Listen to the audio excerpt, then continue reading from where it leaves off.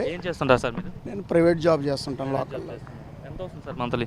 నాకు మంత్లీ వచ్చి సరిపడా వస్తుంది. సరిపడా వస్తుంది. ఎవరు ఉంటారు ఇంట్లో? నేను, మా మిసెస్, మాకు 2 పిల్లలండి. మీకు గవర్నమెంట్ ఏమైనా బెనిఫిట్స్ వస్తున్నాయా సార్? బెనిఫిట్స్ అంటే వస్తున్నాయి కానీ అంత సాటిస్ఫాక్షన్గా లేవండి.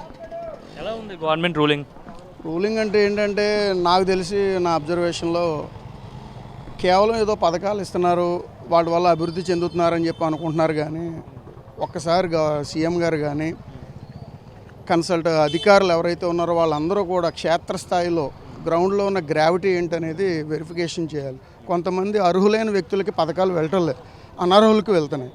అలాగే సేమ్ థింగ్ ఇంకోటి ఏంటంటే రోడ్లు కావచ్చు, ఇంకా ఏదైనా వ్యవస్థలు కావచ్చు, చాలా వరకు విఫలమై ఉన్నాయి.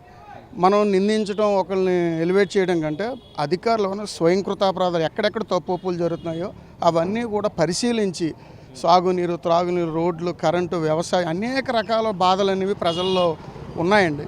అవన్నీ కూడా వెళ్తే మాత్రం కంపల్సరీగా సరిదిద్దుకోవాలి. తప్పులు జరగటం సహజం, మానవ సహజం. దాన్ని సరిదిద్దుకోవటం ఉత్తమ లక్షణం.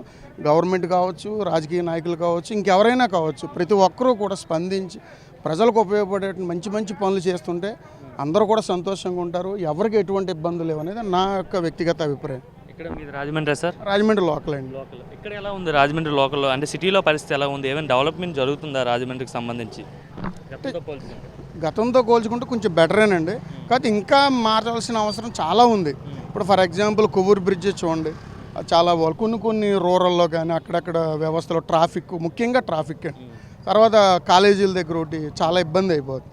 అక్కడ సరైనటువంటి అధికారులు కొంతమంది వాళ్ళ యొక్క కోఆపరేషన్ ద్వారా చుట్టుపక్కల చూసి ఇబ్బందులు లేకుండా ప్రజలకి, సామాన్యులకి ఇబ్బందులు లేకుండా చేయాల్సిందని నా వ్యక్తిగత అభిప్రాయం. అంటే రాజమండ్రికి సంబంధించిన ఎమ్మెల్యేలు కానీ, అంటే రూరల్ అండ్ అర్బన్ సంబంధించిన ఎమ్మెల్యేలు కానీ, అలాగే కన్సర్న్ ఎంపీ ఆయన కానీ ఎలా ఉంది? వాళ్ళ పరిస్థితి ఎలా ఉంది? వాళ్ళు బాగానే చేస్తున్నారు కానీ సార్, వాళ్ళ గ్రౌండ్ లెవెల్లో వాళ్ళకి రిపోర్ట్లు అనేవి సరిగ్గా వెళ్ళటం లేదేమో అని నా అభిప్రాయం సార్. ఎందుకంటే వాళ్ళు ఎవరైనా అధికారులు కావచ్చు, రాజకీయ నాయకులు కావచ్చు, మంచి చేయాలనే చూస్తారు. కాకపోతే వాళ్ళకి ఫీడ్బ్యాక్, కింద నుంచి వచ్చే ఫీడ్బ్యాక్ అనేది కరెక్ట్గా లేదేమో, సరైన విధంగా వాళ్ళకి కనెక్ట్ అవ్వట్లేదేమో అనేది నా అభిప్రాయం. నిజంగా వాళ్ళు కనుక వెళ్ళుంటే మాత్రం కంపల్సరీ మంచి రిజల్ట్ ఉంటుంది. ఇక్కడ మరి అదిరెడ్డి భవానీ గారు సిటీకి సంబంధించిన ఎమ్మెల్యేగా ఉన్నారు. ఆమె పరిస్థితి ఎలా ఉంది? గెలిచే పరిస్థితి ఉందా వచ్చే ఎన్నికల్లో? మరలా అవకాశం అయితే ఉంది సార్. చాలామంది మేము చూస్తున్నాం, ఫేవర్గానే ఉన్నారు. మరి బుచ్చా చౌదరి గారి పరిస్థితి, సీనియర్ లీడర్ ఆయన, వారికి కూడా సార్ సేమ్ యాజ్ అవకాశాలు అయితే ఉన్నాయి సార్. అంటే వాళ్ళ గ్రౌండ్ వర్క్ వేరే, అంటే ప్రతిపక్షంలో ఉన్నారు, వాళ్ళు కూడా ప్రజలతో మమేకం అవుతున్నారు. అన్నా క్యాంటీన్, ఇంకా చాలా కార్యక్రమాలు చూసాం. ప్రజల్లో మమేకం అవుతున్నారు, తిరుగుతున్నారు, చక్కగా ఏదైనా సమస్యలు వచ్చినా స్పందిస్తున్నారు.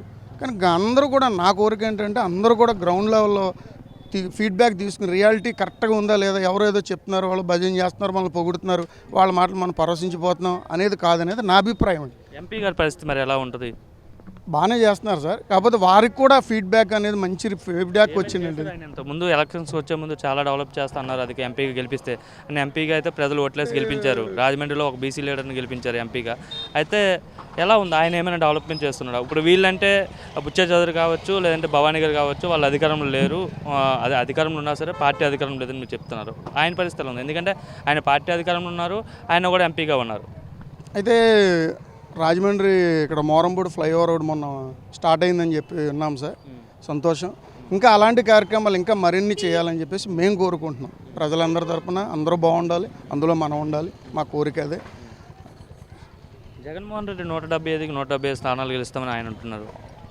అంటే అంత పెద్ద విషయాలు మాట్లాడే స్థాయిని అది కాదు, కానప్పటికీ కూడా అది కరెక్ట్ కాదేమోనని నా ఆలోచన.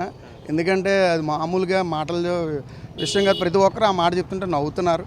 గెలవటం అనేది సహజం, ప్రతి రాజకీయ పార్టీ గెలుస్తుంది అనేది మానవ సహజం. అంతే తప్ప 175కి 175 వస్తుంది అనేది కొంచెం పునరాలోచించుకోవాలి ప్రతి ఒక్కరు. నేనే కాదు, ప్రపంచం మొత్తం కూడా విన్నవాళ్ళు కూడా ఒక జోక్ కింద పరిగణిస్తున్నారు, ట్రోల్స్ కూడా చేస్తున్నారు దాని మీద. దయచేసి ఒకసారి ఏదో అని ఉంటారు, అదే ఫ్లోలో మిగతా వాటి మీద అందరూ కూడా దృష్టి పెట్టుకుంటే మంచిది. మంచి చేత ఖచ్చితంగా వస్తే రిజల్ట్ అయితే కనిపిస్తుంది కదా సార్, వస్తుంది కదా. తర్వాత కమింగ్ సూన్ అనేది అందరికీ తెలుస్తుంది. వచ్చే ఎన్నికల్లో అంటే టీడీపీ, పవన్ కళ్యాణ్ అంటే జనసేన పార్టీ పొత్తు పెట్టుకుంటే పరిస్థితి ఎలా ఉంటుంది? పొత్తు లేకుండా 3 పార్టీలు విడివిడిగా పోటీ చేస్తే పరిస్థితి ఎలా ఉంటుంది? అంటే అది వాళ్ళ వ్యక్తిగత అభిప్రాయం సార్. రాజకీయ పార్టీలు అలయన్స్ అనేది వచ్చిన తర్వాత అప్పుడు ప్రజల మార్పులు చేర్పులు ఉంటాయి. ఇప్పుడు మనం చెప్పాలంటే కష్టమైన విషయం. నా అభిప్రాయం ఒకటి ఏకీభవించలేరు ఎవరు కూడా. సో కాబట్టి కంపల్సరీగా ఆ పార్టీ ప్రతి పార్టీ కూడా చేస్తూ ఉంటారు. బెటర్మెంట్ అనేది ఏంటంటే వచ్చే ఎన్నికల్లో ఖచ్చితంగా రిజల్ట్ చూస్తారు. ఎవరు బాగా చేస్తే వాళ్ళని ఆదరిస్తారు. మనం చూస్తున్నాం ఏ పార్టీ బాగా చేస్తే వాళ్ళని ఆదరిస్తారు. ఓకే. థ్యాంక్